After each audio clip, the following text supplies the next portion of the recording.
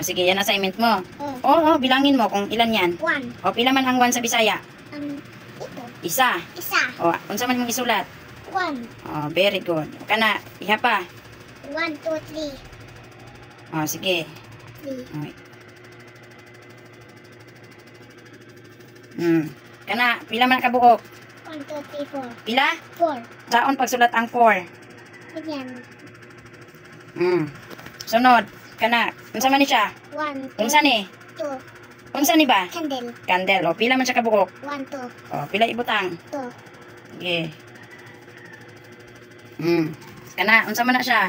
1, 2, 3, 4, 5. Ay, unsa man ni siya? O, apple. Pila kabuok? 5. Tarong nga pagsulat ha. Sige. Oh, sige. Ito. Oh, yan. Tama na. Oh, very good. Dali ah. Asa na yon?